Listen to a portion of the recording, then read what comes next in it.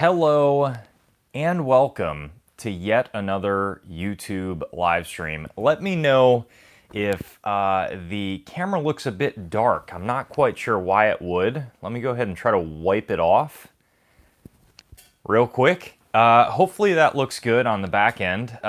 If there is an issue with lighting for whatever reason, just let me know and I can go ahead and try to switch things around, maybe stop the live stream and start it back up again or something like that. It has been a very fun day because today has been the first time that I have gone to the range for quite some time. Mike, thank you. Thank you for telling me that the lighting looks beautiful. That's very helpful. I think it's just my phone that looks a bit dark. Give me 1 second. Let me see if I can, maybe I can adjust the brightness. We'll see.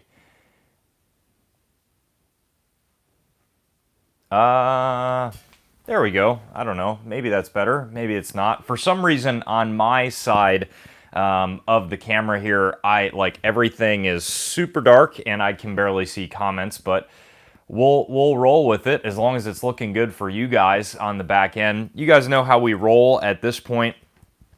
For the first maybe 5-10 minutes of the live stream, we let a lot of people get in, so that way anybody that is going to be watching the live stream won't miss anything that we are going to be talking about. But with that being said, if you guys do want to see more content, whether that be live streams on Instagram where we get quite a bit more spicy, you can follow the Instagram account, but we also have the Facebook and Twitter account, all tied to Firearm Freedom. The links down below will be in the description. Neil, what is up, man? The links will be in the description down below after the live stream is over. We also have a Discord server, so if you are looking to just have an awesome community, love my Discord people. We're right at about 55 members, I guess, which would be what you would call them on the Discord server, and it is awesome. It is finally revived a little bit. The Discord server was a little bit slow for the past few weeks, and then more recently, you guys have picked it back up, and it's been pretty awesome.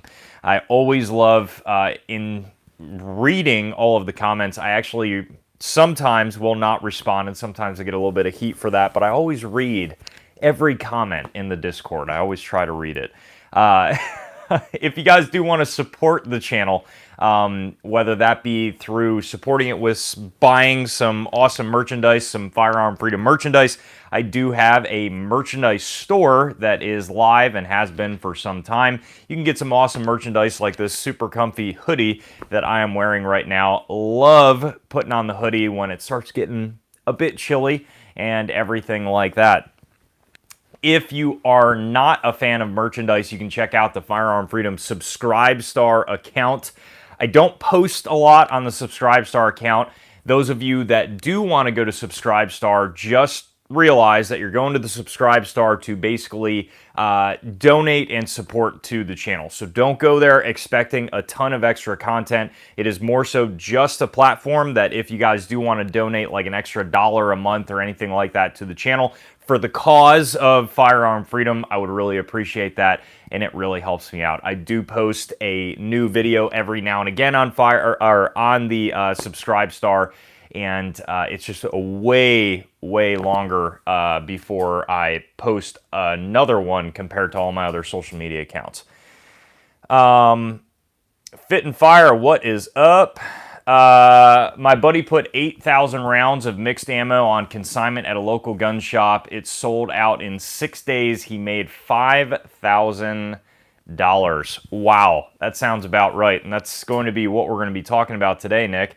The Masters, nobody at the range today because it's windy. How are they going to overthrow Biden regime? Yeah.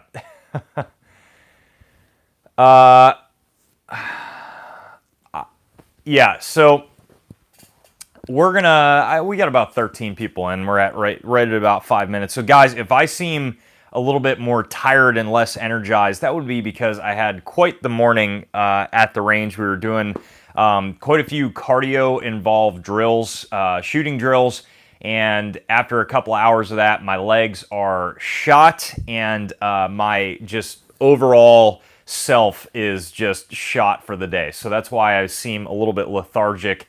Tried to take a nap on the couch for a bit. Didn't work out too well. Works tomorrow. Here we go. But we shot the Dream build today.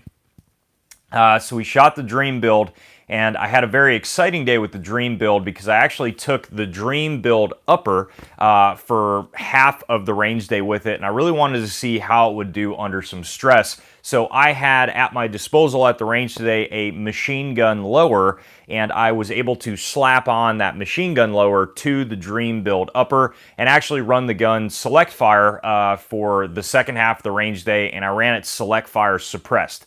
Pretty much the entire range day, I ran the Dream build suppressed. Unfortunately, when I say range day, and that's what we're going to be talking about, really the whole in this live stream, more of a Q&A about it, is what range days are looking like moving forward now in the industry as a whole, and what I believe they are going to look like moving forward over the next few years. The Dream build got 100 rounds today, shot through it, of 223 brass. And I did bring about 150 rounds of 223. That 150 rounds was had over roughly a span of almost a month. So it took me almost a month to get together that 150 rounds that I bought new, because you guys know, and I try to always practice what I preach, to not shoot from your ammunition storage, but to buy what you want to shoot at the range. And if you can't buy anything that day, you know I always recommend that it's probably not a good day to have that range, and especially during times like this, you should not be pulling from your storage at all unless you have already bought something and it's already shipped and on the way, or you're buying something that day that you already know you have or whatever, because there's a good chance you're not going to be able to replenish the storage. So today, that 150 rounds of 223 took a very long time to get, and that was not at inflated prices, luckily. I did also bring a Cimarron 1911 that we were starting testing on today for a first impressions video. I brought 100 rounds of 45 ACP. For those of you guys that don't know, pistol ammunition is incredibly hard to find. If you've never watched any of these live streams, you might not know that, but it is very hard to find. So 100 rounds of 45 ACP was a ridiculous number to bring. It is very, very hard to find 45 ACP right now, and it took quite some time to set aside just 100 rounds to bring that gun to the range for a first impressions video. I also brought the Palmetto State Armory KS-47 today, which the gun performed well, but my thoughts behind the gun, unfortunately, were a little bit of a letdown, and we're going to talk about that a little bit later. But I brought 100 rounds of 7.62 by 39 for that gun, and unfortunately, more so a mistake of my mindset going behind that gun, we were only able to shoot about 40 rounds. So that one's going to have to go back to the range before we do another video, because 40 rounds is just, it's not going to be enough for me to do a first impressions video. I want to get at least 100 rounds behind it. But overall, that's what? That's 250, 350 rounds, give or take, right? Maybe my math's off. We will see. But I'm sure you guys will let me know in the comments if my math is off. You're getting old. Dude, I know, right? 100 rounds total, currently 75 next week, 50 in 2 weeks. There you go. It's small little increments moving forward. But that 350 rounds, that was a kick in the gut to bring to the range. That's 350 rounds that's not going into my storage. That's 350 rounds that took roughly 3.5, 4 weeks to actually get. Painstakingly, I might add. That's not an easy, group of ammunition to be had. You're going in, you're trying to find stuff. Now, luckily, I work in a gun shop, so when we get in ammunition, I subscribe as an employee to the same rules that we give to customers coming in, which is 1 box per customer per day. So if we get ammunition, one, I try to let the customers have a good go at being able to get whatever boxes that they can. And if there's anything left, I might be able to score a box of ammunition that day. And that's how it's gone over the past little bit. Now, if we have 20 round boxes of 5.56 or 2.23, that is one box of 20 rounds. So if I want to bring 100 rounds to the range and I don't want to pull from my storage, that means that I am going to have to try to score one 20 round box for 5 days straight, and then finally have enough ammunition to maybe go to the range. If I want 200 rounds, that's 10 days of trying to find one 20 round box per day to bring it to the range. I agree with Firearm Freedom about not paying jacked up prices ever. Yeah, I mean, here's the deal. Unfortunately, guys, so I don't pay jacked up prices right now. I'm very, very proud to say that the gun shop that I work at, one, is incredibly awesome. I wish that I could, openly tell you guys the shop that I work at, and that, privacy didn't matter or whatever, and there was no conflicts of interest going on there because obviously, my channel is totally separate. But I truly love the place that I work, and not many people can say that. And I've waited a long time moving from many different jobs and many different career fields to really find this, and I finally feel like I have that. The place that I work is incredibly busy, and it's awesome, and it's incredibly fun. I love every aspect of it, and I'm proud to say that our shop has not price gouged on ammunition in any way, shape, or form. We actually haven't touched our pricing since the very beginning of all of this, but that is why we have to have a one box limit per customer per day. And oh yes, there are still many customers coming in that get pissed off at the one box limit, that don't understand why we have a one box limit, and they just get really angry and storm out. My guess is they haven't been to many other shops in the area or many other online retailers or anything else to see the crazy high prices that some places are charging. So I would recommend, if at all possible, to not pay these incredibly high prices, because if you are paying these prices moving forward, you are going to allow these companies to continue to charge this, and they're just going to keep raising the prices up. Now, I have some very unfortunate news for you guys in regards to pricing on ammunition and just overall in the industry right now. You will not be able to not pay inflated prices for the foreseeable future here in a few years. What do I mean by this? Well, you have local shops, like the shop that I work at, that refuse to touch their pricing. We won't raise it. We're not gouging or anything like that. And you have a lot of shops out there that are like that. They're not touching the pricing.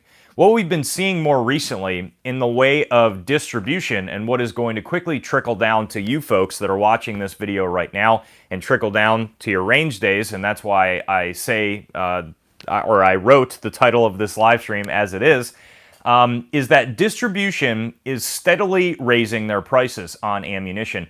They are raising the cost of ammunition to dealers. So all of these gun shops, right?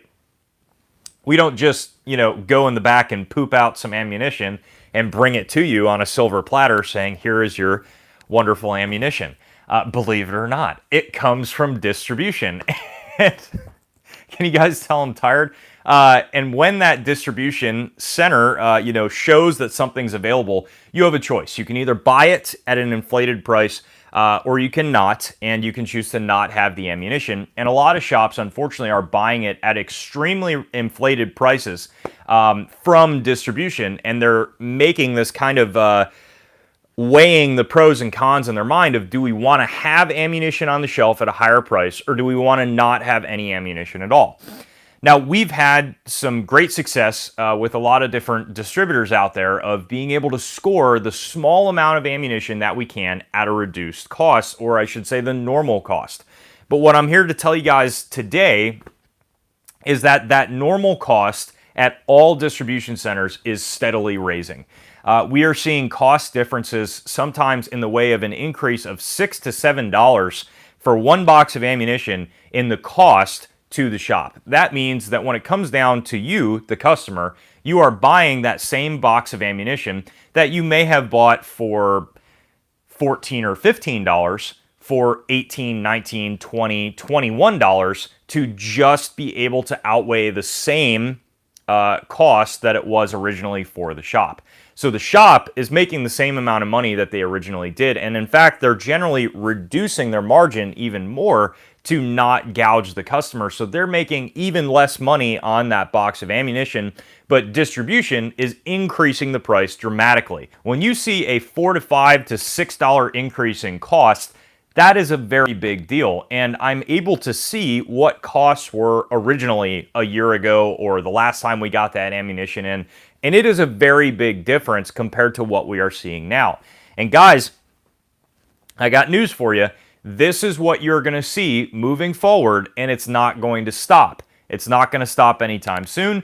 The only time that this will stop is if miraculously all of this buying stops completely. There's no buying anymore, and basically nobody wants any more ammunition. That's the only time that we might see this start to come down. And obviously, as you can see out there, that's probably not happening anytime soon. So you're going to see these prices from distribution steadily rise consistently. And you're seeing these companies actually making this public information now. For the most part, you've heard about this information from YouTubers, people like myself that work in the industry, have a YouTube channel, talk about it, whatever else. Some people might think, that's not reliable information. Maybe it's a sample size of one. Maybe he's getting the wrong information, and that's just fine.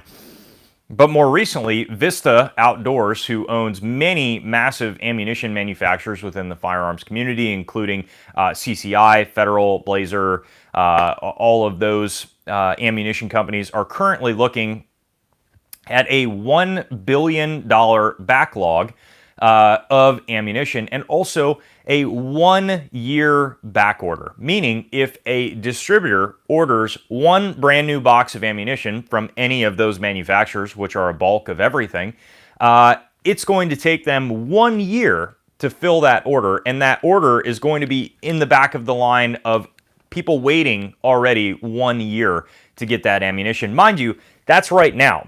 If the panic buying continues, that backlog just grows more and more and more, and that ammunition gets more and more expensive, and the supply dwindles down less and less and less every single week that goes by. We've been hearing rumors of Hornady, as far as obviously one of the largest ammunition manufacturing companies in the country, actually being shut down for a few weeks just simply because they did not have a simple primer, a single primer in stock to manufacture a single round of ammunition.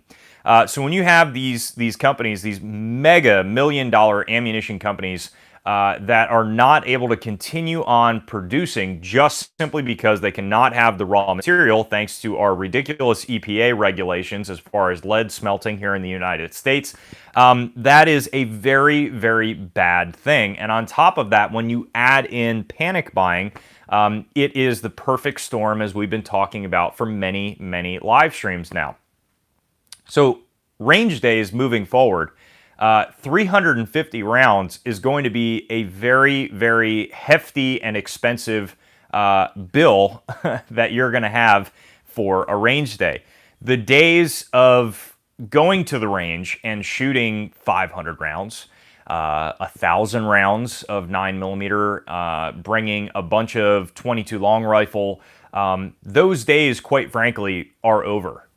There is no getting them back for the foreseeable future. And I want you guys to know the reality of that. I'm not going to sugarcoat it. I don't want to fear-monger you, and I don't want to, make you stressed or anything like that. But I think many people don't truly understand the reality. There's no ifs. There's no what's going to happen when, or maybe this is the worst-case scenario. This is it. The range days moving forward of training, practice, taking classes are dramatically changed for the foreseeable future. And again, nothing is going to change that now. How do I recommend you prepare for that? I recommend that you try to dry fire as much as possible. When I say dry fire, that means practicing drills. That means getting your rifle, getting it to your shoulder, and practicing a sight picture over and over and over again.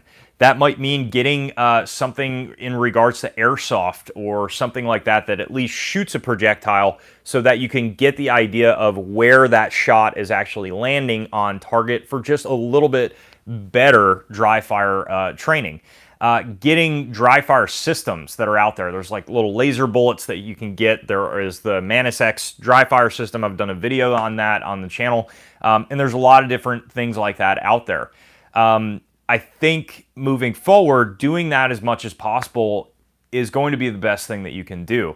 If you don't have a large surplus of ammunition, I would recommend trying to stock away as much as you possibly can for that, God forbid, SHTF situation that may or may not come, who has any idea, and not shooting through that. It's very important that you don't touch that.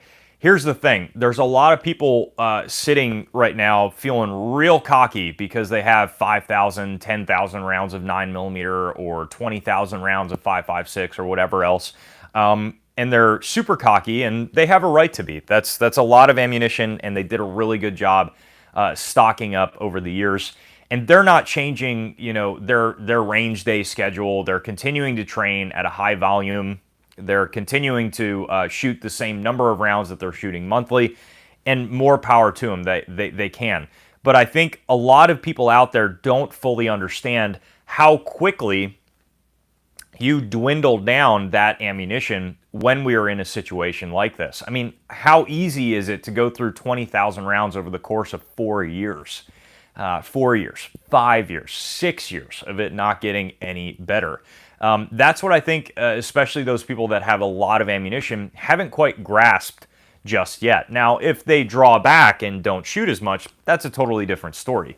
But I think the people out there that, once again, are continuing life as nothing has changed, and they're blowing through their 20,000 rounds of 5.56 or their 10,000 rounds of 9mm or 15,000 rounds of 9mm, it goes very, very quickly. So I think it's important, and what I mean by this is that when you are having a large surplus of ammunition, it's important to catalog that, understand it moving forward, and kind of make your range days mold around that ammunition. If I had, 20,000 rounds of 5.56, I would still probably only bring maybe 100, 200 rounds to the range every month. And I think that would be a smart thing to do. And there's many people out there that do just that. I have many close friends, and they're probably watching right now, that have, more ammunition than I think either of us could count at the same time.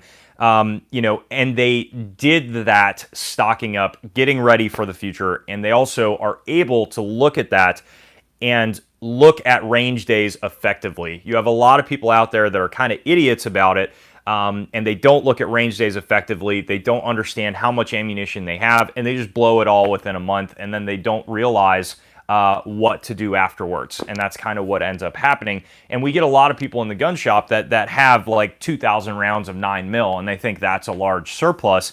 And they come to the range, or they come into the shop the following day after blowing, 1,500 rounds at the range, and they're looking to get their next case, and they're like, oh, where's all the ammo? I shot through 1,500 rounds and I'm looking for more. And that's exactly what I mean by those people that are not preparing, and they're cocky about their ammunition, and it ends up not going too well for them. So basically what you're saying, range days are few and far between. Dry fire training is a supplement to keep your skills keen. Mike, that is absolutely what I'm saying. I am saying that moving forward, the way that we train is going to dramatically change. I think this is going to be really interesting when it comes to training groups out there, specifically tactical training groups that require 500, 1,000 rounds to take one of their classes. It is probably not going to stay that way for quite some time.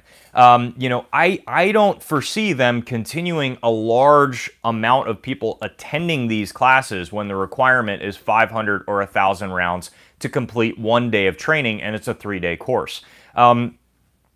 In times passed, that is an awesome course. That signifies, man, I'm going to be shooting a lot. I'm going to be practicing a lot, you know, and that is kind of a key of like, I know that's going to be a good class when the round count is that high.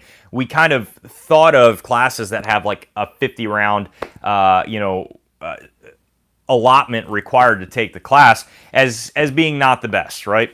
Well, moving forward, I think many people are going to look at 500, 1,000 round classes and be like, you know, screw that. I'm not going to that at all. I don't have the ammunition to bring to that. I'm going to dwindle down all my storage to do that.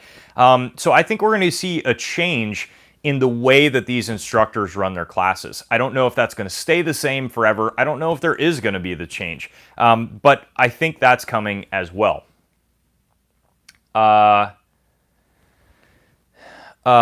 Sam, yeah, mag dumps, it does run out quick. Awesome range day, by the way, buddy. Will there be anything left by the time I get to the US next year? Neil, I'll say this, man. Whatever's left, it will still be better than the UK. It'll still be a better selection than the UK. I think personally there will still be firearms left, depending on how legislation goes and what happens with that, that you can at least pick up, handle, whatever. But the ammunition situation, unfortunately, I'm not going to lie to you, it's not going to be too good. You know, again, here's what people don't understand, and I don't want to make people like lose hope about all this stuff. But as I said earlier in the live stream, there are many people that are not grasping reality. They still are holding on to this like random hope that like, oh, you know, come a few weeks, the ammo will get better. Or like, I'll just wait till people stop panic buying. There's far more to this than that, and this is not getting any better for the foreseeable future. What do I mean by foreseeable future? 3 years, 4 years, maybe longer than that. There's people out there that think they know all this information because they lived through Sandy Hook, and they lived through the panic buying during Sandy Hook. And they come in all confidently saying, oh, I lived through Sandy Hook and I know exactly when this is all going to stop. And there was a 2-year run, and then there was, you know, maybe 2 years to get it back together. We'll be fine in X amount of time. What these people don't understand is Sandy Hook pales in comparison to the situation that we're in now. And quite frankly, none of what happened during the Sandy Hook panic buying years even really matters when we look at what's going on now, because what's going on now is a massive issue with raw material shortages that we did not have during Sandy Hook. And quite frankly, the panic buying is unlike anything that we have seen during Sandy Hook. Why? Because people are willing to buy anything. During Sandy Hook, we saw a massive panic buy on magazines. We saw a massive panic buy on specific types of long guns, and that was really about it. Maybe the ammunition that went for those long guns as well. 22 ammunition, we all remember that, and the lines at Walmart. But with that being said, that was about it. There was a lot left untouched in many cases, and there was not a raw material shortage. And think about how long it took us to bounce back, and there was not a raw material shortage. Right now, we have people panic buying anything. It doesn't matter what it is. It doesn't matter what type of gun it is. At this point, it doesn't even matter what price it is. It is taking 4 to 5 months to order in a specific item, and after that item arrives, it is gone in 20 or 30 minutes. And, that does not go over well when it comes to keeping product on the wall. So, again, moving forward with range days, use your ammunition well. I brought my rifle to the range that I want to test. Now, in my case, I am bringing camera gear, and I am trying to get footage for you. I am trying to get different camera angles, and I'm not as concerned a lot of the time with my training that I'm getting out of it, my reps that I'm getting out of it. I do have set aside time for training, but when I have my cameras out and I'm trying to show you guys the rifle itself, I want to show you the rifle. I want to show you how it's performing.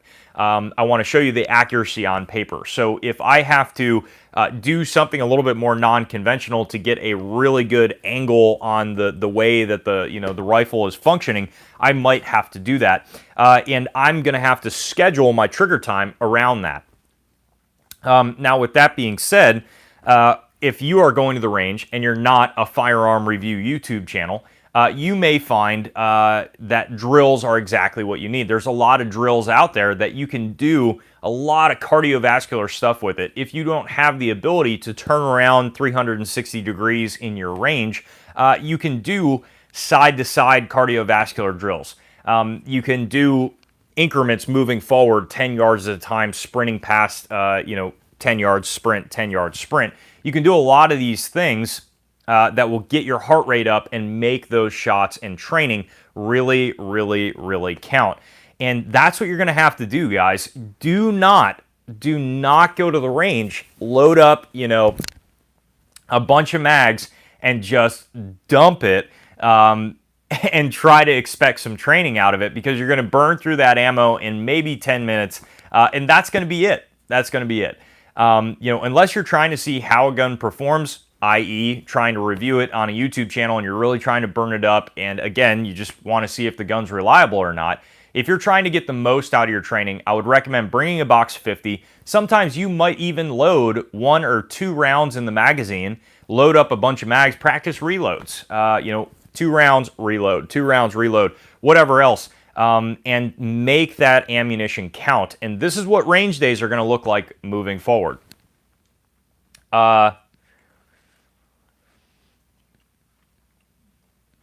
The ammo situation could be worse. At least it can be found, although at inflated prices. After Sandy Hook, you could not find any ammo at any price.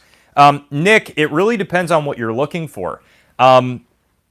Quite frankly, there's a lot of calibers out there that cannot be found. 380 would be one of those calibers. And on top of that, 38 Special, 357 Magnum. These are all calibers that you're basically just not going to find in gun shops. Now, you might be able to find them online. I would argue that point with, I think during Sandy Hook, you could still find people selling, say, cheaper than dirt, 380 for $200 for 100 rounds. And I think the only thing that's saving that is people don't even have the money to spend on that ammunition. Right now, a box of 50 rounds of 9mm going for $50 is very hard to justify. But you are right, you can still find it at those inflated prices. Unfortunately, the more people that buy it at those inflated prices, the more that the inflated prices continue to rise, and the more that the problem that we're in continues to worsen every week that goes by. Randy, is there a difference between toilet paper and ammo? Randy, I would say yes, because toilet paper, we don't have to, at least I don't think, I don't know much about the manufacturing of toilet paper, but with toilet paper, we don't have to worry about raw materials that are being imported into the United States that are not coming in regularly. So I think toilet paper was a prime example of mass panic buy, and that panic buy sent everything for a loop a little bit. Actually, toilet paper would be a good example of Sandy Hook. There was nothing to be found when it came to toilet paper, and a few months, and then it slowly came back, slowly coming back now. But that would be an example of panic buying. Companies can't manufacture even enough to sell, but they're still kind of manufacturing it, and there's not a big raw material shortage. But you can tack on, once again, these manufacturing plants being shut down and everything like that. When does the magazine panic buying start? Nick, it has already begun. It has already begun. I was going to do another live stream on this moving forward, but we can definitely touch on it in this one. We are already getting the calls daily in the gun shop now of how many magazines do you have? How many can I buy? Is there a limit on the amount of magazines that I can buy? Is X, Y, or Z magazine available? There's a lot of talk of that going on already, and I can tell you, because I've seen it before many times now, that is how the ball starts rolling. And unfortunately, you have a lot of shops out there that have already run out of magazines and are looking to get more, but all it takes is one buddy to go into a shop and see that there's no magazines available, or to see that a shop is price gouging at $29 per Magpul 30-round PMag, to have people start to panic.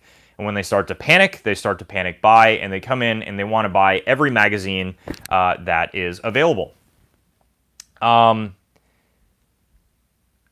the magazine buying is slowly starting to happen, but they are still available. So if you need one, if you need more, snag them now. Yeah, Sam, that's a great point, and I totally agree.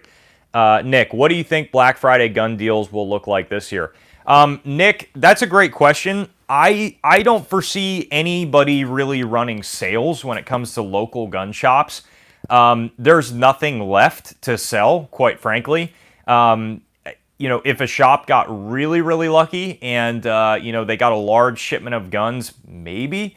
But as far as the gun industry, I would advise all of these companies to just focus on making the product. I mean, at this point, do any of us really even care about a Black Friday deal when we haven't even seen the product available in months? I mean, at this point, I would take the item just being available for purchase at the regular pricing, let alone at a deal. Now, if you can still give me a deal and the item's available now, great. But this stuff hasn't been available for months, so I'm not really looking forward to a lot of the Black Friday stuff because, I don't know how much there's going to be to buy. Now, with that being said, a lot of these online manufacturers are holding off putting anything out available for sale for Black Friday. And if that's the route they're going to take, it's the route they're going to take, and maybe they will have some sales. I think you're going to see sales on maybe some optics, some gear, and stuff like that. But for firearms and ammunition, I highly doubt it. If anything, for Black Friday, a lot of these companies may just make it so that ammunition is available that day. Maybe they stock up a bunch of 9mm and they have a 5-box limit instead of a 1-box limit for that day. I truly don't know. Tony, how's the business at your gun shop? It is crazy, crazy busy. It comes in waves. Costco is back to limiting toilet paper to 1 pack. Woman went to check out with 2 and was told she could only buy 1. Yep, that sounds about right, unfortunately. 80s Warrior, what do you think of $200 tax on every quote-unquote assault weapon? Is i.e. Glock, $200 mag, $200 mag, $200 mag, and then you are under the reign of the NFA. What say you? Is this an attempt to take guns? Well, I think that second question is very obvious, and I think it is yes. I think we can always remember the very true saying, because it's happened all throughout the world's history, which is registration leads to confiscation. That is it in and of a nutshell on that second question. Whenever you are required to register firearms, it always leads inevitably to confiscation. Is that confiscation immediately after registering them? No, generally not. But I can tell you that with that small piece, so they see as small piece of legislation of registering firearms, all it takes is them to push through stricter gun control in the future, and it makes them all that much easier to take away. Do they need to splinter in your door? No, not necessarily. They don't necessarily have to do that if everybody is on a registry. If everybody's on a registry, they know exactly what everybody has in this fictitious situation. Hell, I mean, you could pretty much send a subpoena to everybody to come into court unless they are seen at the police station or whatever else, or the fact that they know where they live, they know what they have, and they will find them and they will arrest them. You can't go to your job, you can't go anywhere. You are now having a warrant out for your arrest or whatever else.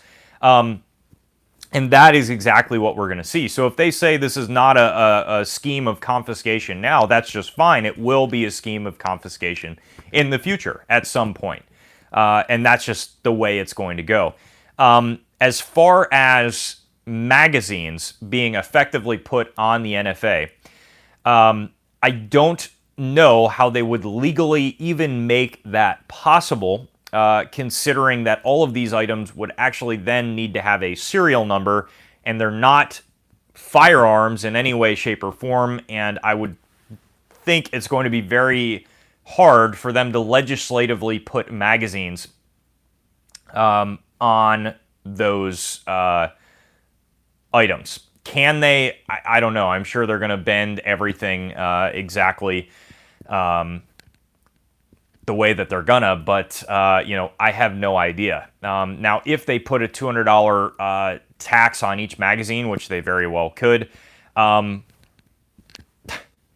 mean, I couldn't even begin to calculate the amount of money that I would need to even legally think about complying with that, which I would not.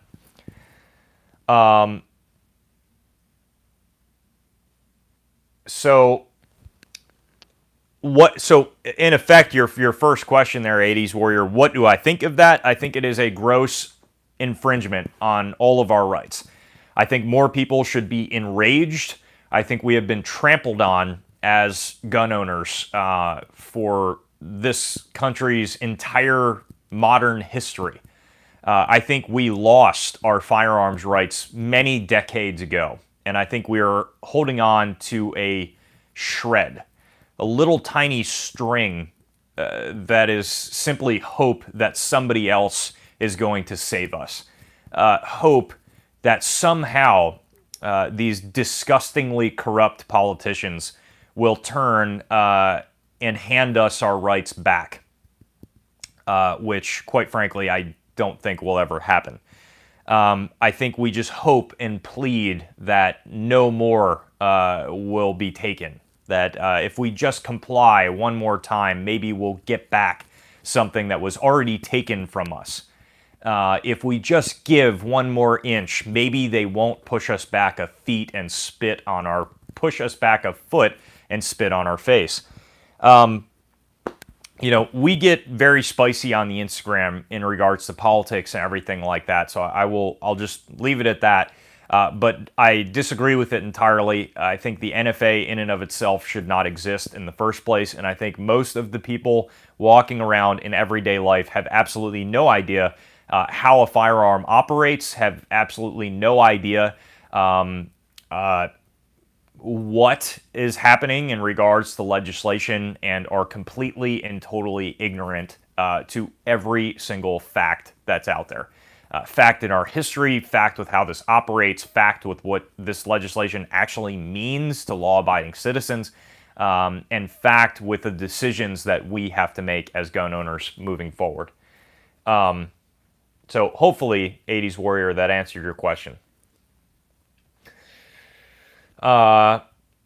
Neil, it happened in the UK. It absolutely did, back in the 80s, right? Cody, what caliber you don't own, but you wish you did? I wish I was able to mess with a 5.7 by 28 a little bit more. I've shot them a bunch. I've never owned them, or owned that caliber, I should say, and it's always been a fun caliber for me and one that I've been interested in. So in the future, I would love to pick that up. That would be one that I wish I owned.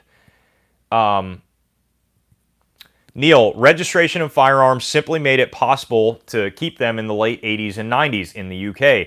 Made it impossible, rather. Gotcha. Yeah. Neil, that's a great point.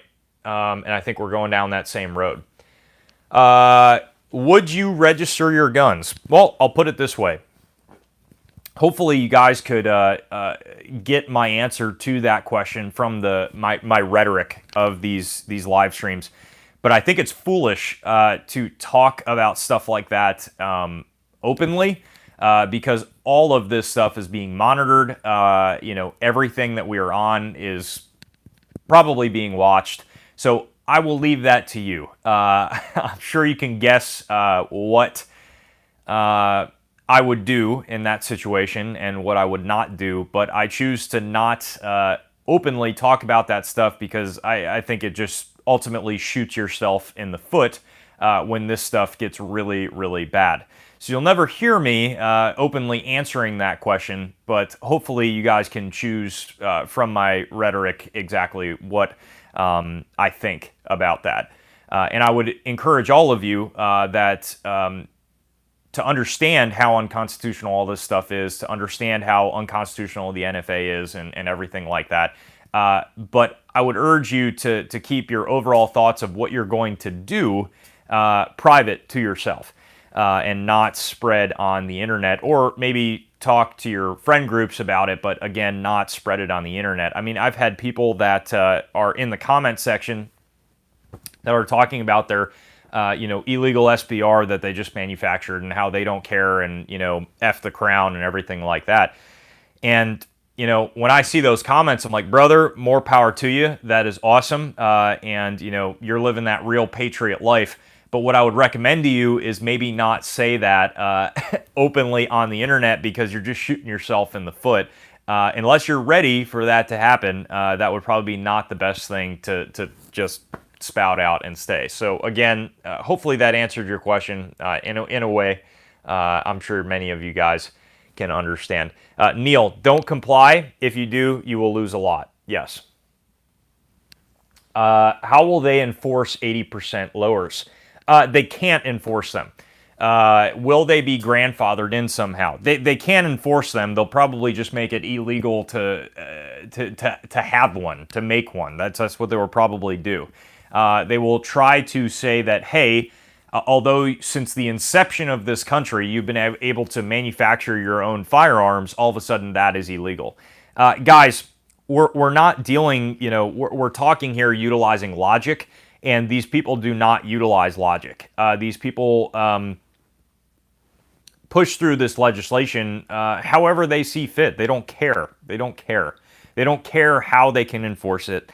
They don't care if it's constitutional. They don't care if it even makes sense. They have shown us more recently that they will act in any way that they would like. And that is incredibly dangerous. I think, I think it's a very tough situation moving forward. I think it's going to get very interesting, and my only hope, if there is a shred of hope left, is that if there's legislation, being proposed in the future, that it will potentially get stalemated and we will delay the inevitable moving forward. How long will it get stalemated for? I don't know. Will it get stalemated? I don't know. I have no idea. But I think, unfortunately, when you, not you as in you guys watching this right now, but you as in the collective as the whole, when you allow a government to overreach this far, it sneaks up on you, man. It sneaks up on you. They have been taking little by little by little by little by little for many, many decades, not just firearms.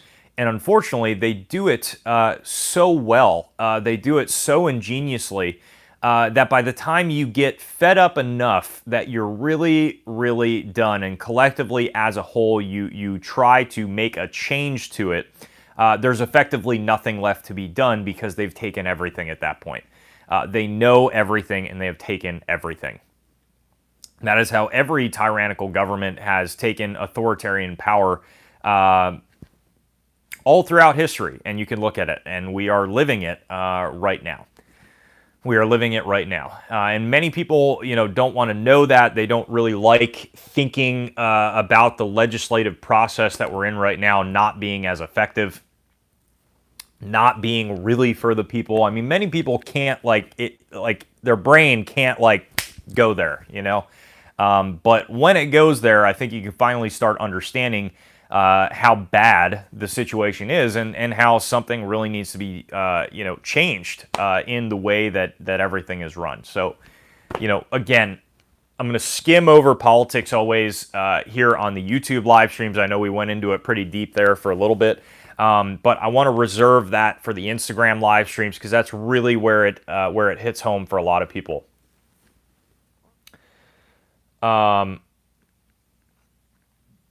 How do you feel about the 40 cal? Do you own any 40 cal Glocks? P80, I do not own any 40 cal Glocks. I do own a 40 cal pistol, and I don't mind it at all. I don't mind 40 cal in normal times. Would I say 40 cal is the best defensive caliber?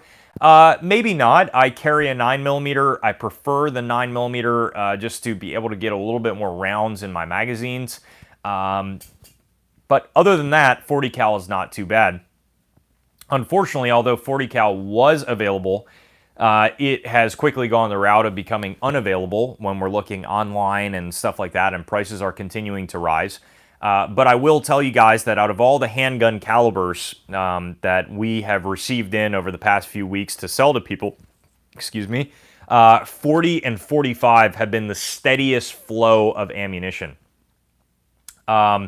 So the steadiest flow of ammunition has been 40 cal and 45 ACP. If you're looking to still shoot those rounds, you're going to see them available in the public more and more. I shouldn't say more and more than 9mm for sure. Yeah, absolutely, P80, I would agree. 9mm can bounce off a skull. I don't quite know if I agree with that, but I don't know if you're joking or not. Do you like 10mm? Freaking love 10mm. I think 10mm is a really cool round. I think personally, don't flip out. I own a 40 cal. I still enjoy 40 cal, but I think 10mm was everything that 40 cal was supposed to be, and I think nobody would disagree with that. Ballistically, 10mm is really, really cool.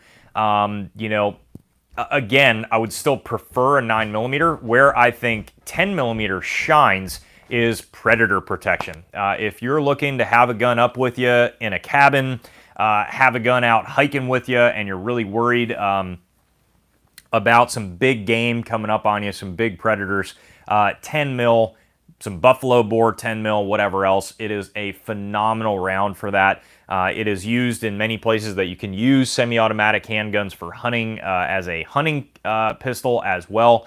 And I think that shows you, again, the effectiveness of the round. So for people protection, again, awesome. I still prefer the 9mm just because for the overall size and the capacity that I can fit and the really nice ability that I have to return on target with the pronounced felt recoil of the 9 as well.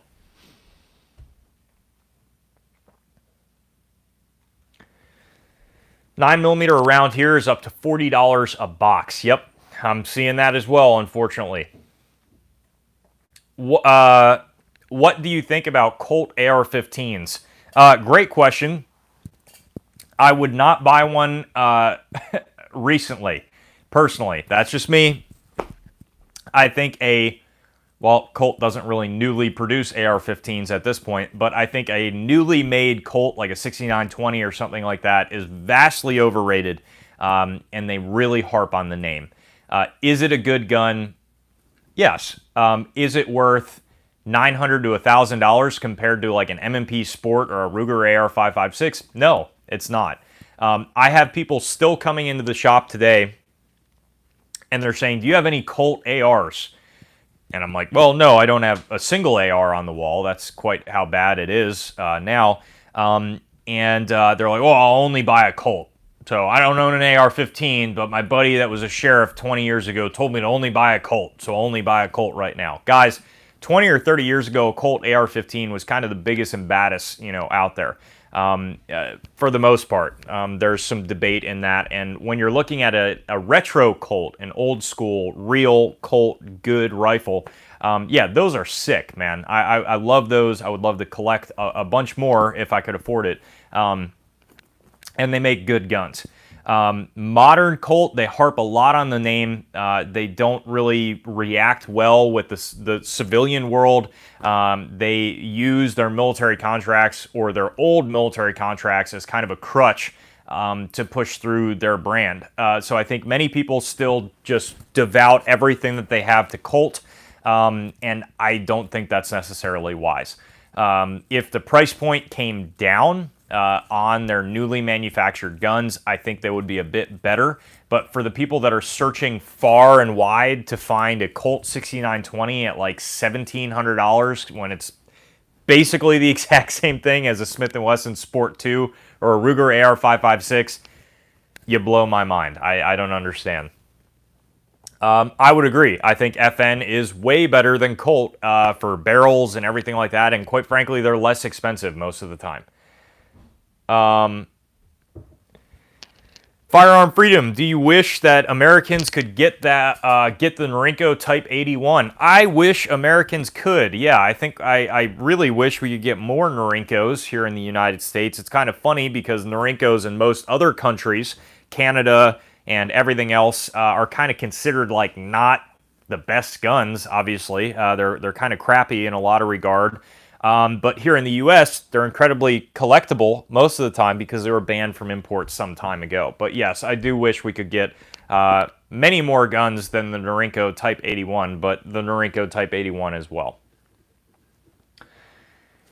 My first AR was a Delton, and now I have some Palmetto State Armories, and they are all great quality. Colt is all hype.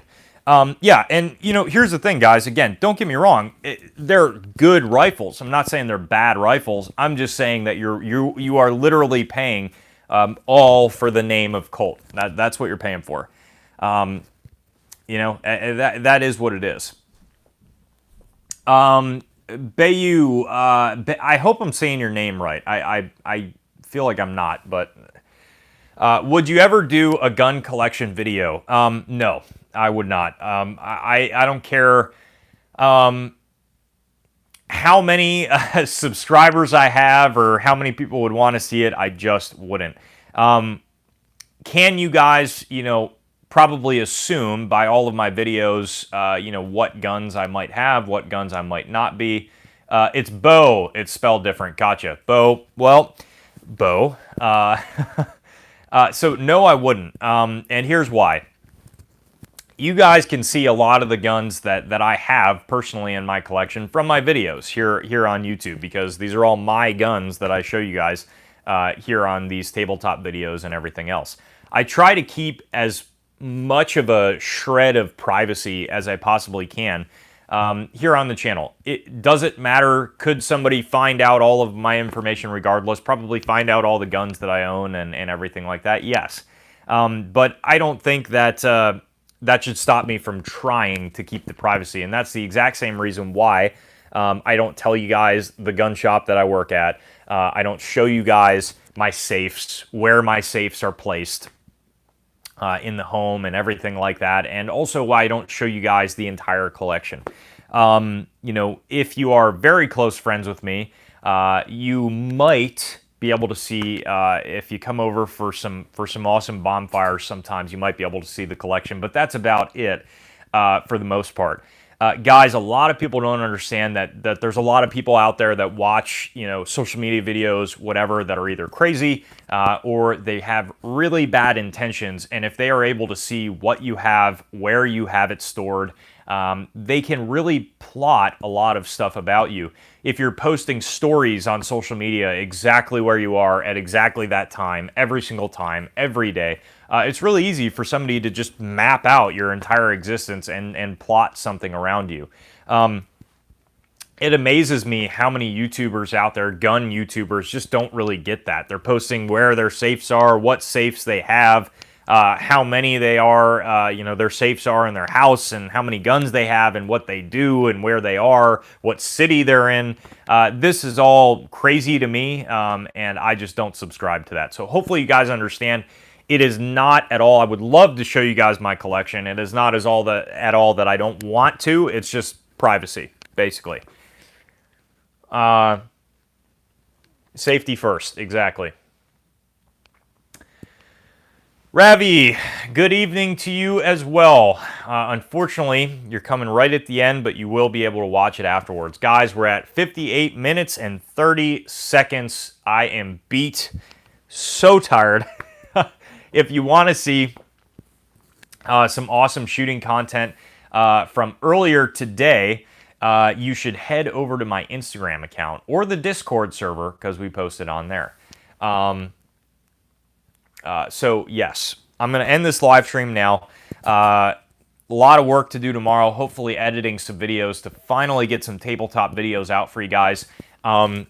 To give you an idea on what's going on with the tabletop videos, because I got a lot of people asking me like, hey Joe, when's the next review? What's going on? Where are all the reviews? Why are you just doing live streams recently? And unfortunately, the reality of it is I'm trying to space out the reviews as long of a time in between as possible, so that way I can have content for you, because going to the range is not happening anywhere near as frequently as it once was. So that's why. Last question, last couple of questions. Do you think that a couple weeks after Trump is announced as winning, that we could see ammunition sales banned here? I don't think they would be banned. No.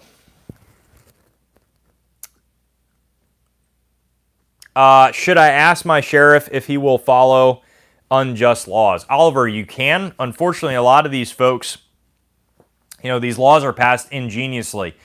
You could ask a lot of sheriff's departments that, and they might say yes, but many of them will also enforce red flag laws.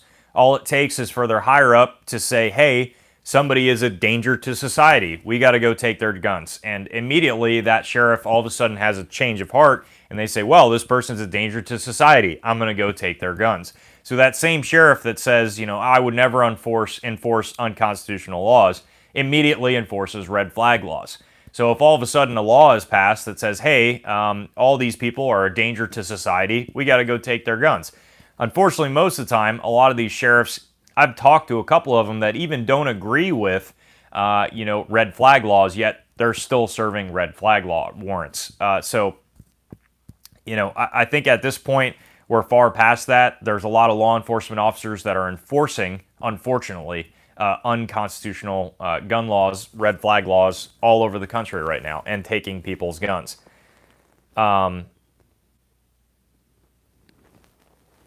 Ravi, the live streams start at 6 p.m. Eastern Standard Time every Sunday. Take the guns first. Right, exactly. All right, guys, I'm going to end it now because I'll keep talking to you guys forever because I love talking here on the live streams. But I hope you enjoyed it. I hope you get a kick out of these live streams every week. Thank you so much once again for taking time out of your Sunday to sit here and have a chat with the Firearm Freedom family. Guys, I really appreciate that. I can't tell you guys how much I appreciate it enough. If you could comment down below, that really helps me out, helps to defeat the algorithms, and I really appreciate that. You guys are awesome. Hopefully you always understand what I'm trying to get across in these live streams, and it comes over well. Comes across well. I don't know. I'm so beat, so I'm going to end it now, guys. Stay tuned for more great videos to come soon. Don't forget to hit that subscribe button, hit the like bell, hit the like button if you enjoyed this video. You guys have a great